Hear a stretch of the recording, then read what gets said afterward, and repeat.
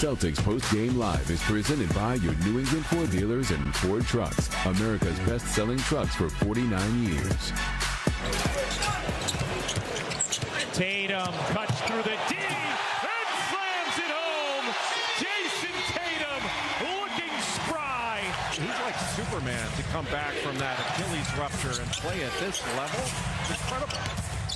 Jason Tatum put together a 25-point, 11 rebound, 7 assist game in this one. He had 21 of those points in the first half as the Celtics get the 32-point win over the Philadelphia 76ers, take the 1-0 series lead. Tom Giles, Chris Forsberg, Eddie House with you here on Celtics Postgame Live. Eddie, I'll start with you. Your thoughts overall on what you saw in this one? I thought we looked fantastic. I thought Jason Tatum came out in the first half and kind of set the tone for the team, but offensively. And, you know, we had a couple guys in foul trouble. Kato was in foul trouble with 3. JB was in foul trouble with 3. But I thought our defense was incredible. It was only a few, I would say a handful of shots that I felt like were easy open shots for the 76ers. I felt like they had to work for pretty much every shot that they got. And conversely, on the other end, we were getting what we wanted. We shared the basketball. We were splitting the pick and roll. We were making threes. We were getting out in transition. It seemed like we had our way with these guys.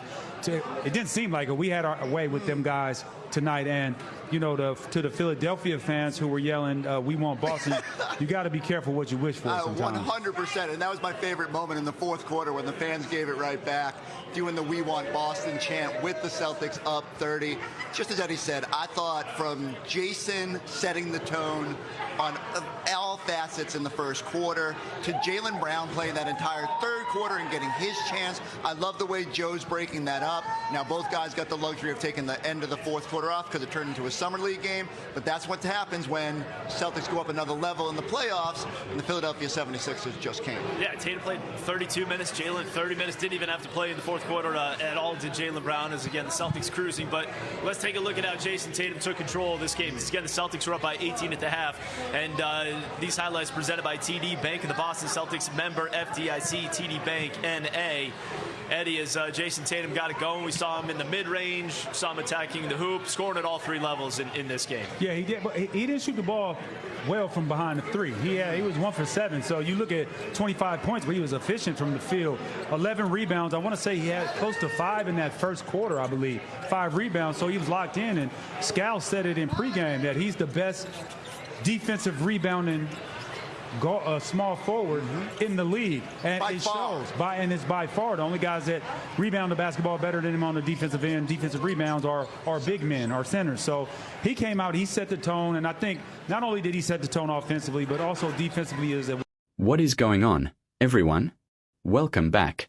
Today we are talking about the Boston Celtics, and they made a massive statement in Game 1 of the playoffs. The Celtics absolutely demolished the Philadelphia 76ers 123-91. Jason Tatum had 25 points, 11 rebounds, and 7 assists. Jaylen Brown led the team with 26 points. And the analysts on Celtics Postgame Live are already saying this team is going to the NBA Finals. Let me break it down. The game was never close. Jason Tatum came out in the first half and set the tone. He had 21 of his 25 points in the first half. He was efficient from the field, even though he was only 1 for 7 from 3. He attacked the hoop, hit mid-range shots, and dominated on the boards. One analyst pointed out that Tatum is the best defensive rebounding small forward in the league. The only guys that rebound the basketball better than him on the defensive end are big men and centers. So, he came out.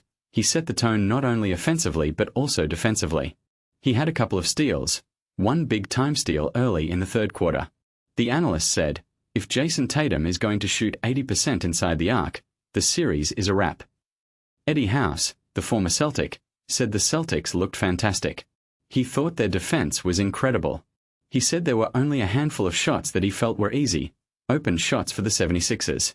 They had to work for pretty much every shot they got. Conversely, on the other end, the Celtics were getting what they wanted. They shared the basketball.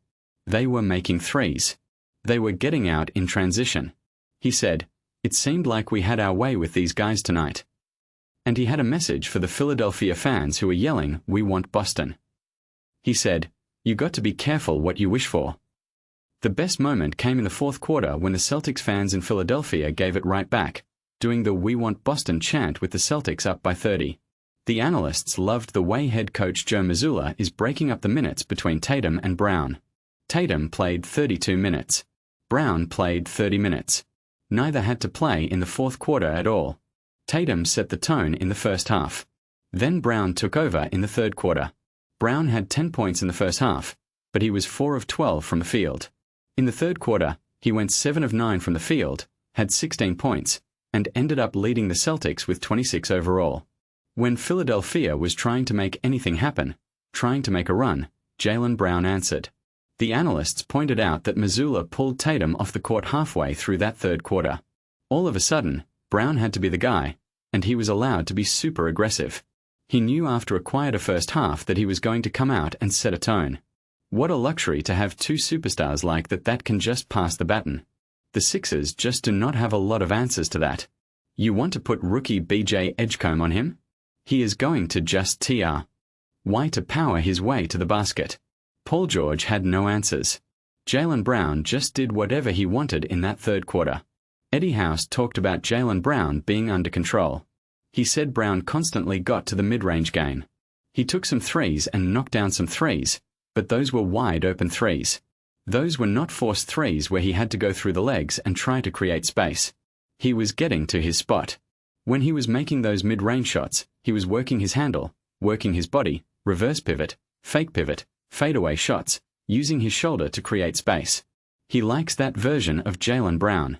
Brown has a quote that he will never be small again, and he is playing huge and big right now. The analysts also discussed Jason Tatum's return from his Achilles injury. One analyst said, "He is like Superman to come back from that Achilles rupture and play at this level.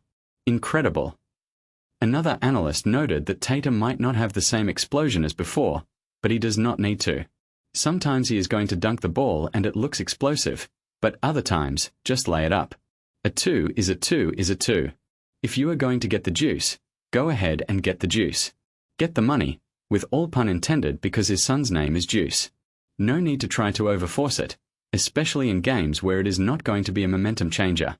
When you are up so big, just go get your easy money.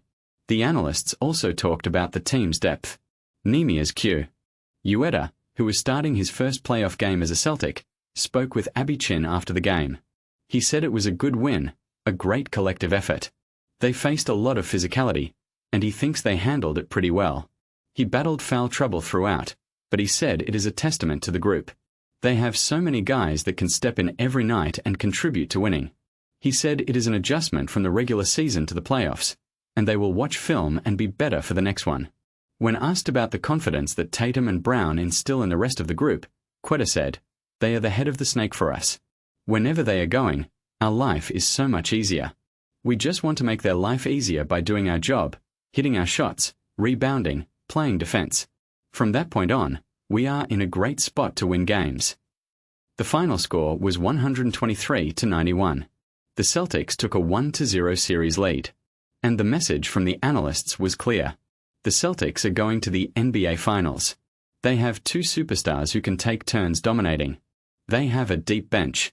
They have a coach who knows how to rotate his players. They have defense. They have offense. They have everything. And the Sixers have no answers. Paul George could not stop Jaylen Brown. BJ Edgecombe is a rookie. Joel Embiid is still recovering. The Sixers are overmatched. The Celtics are the real deal. So here is my question to you in the comments. Can the Celtics sweep the Sixers? And are EY the favorites to win the NBA championship? Let me know. I read every single comment. As always, like, subscribe, hit that bell. We are building something special here. I will see you in the next one.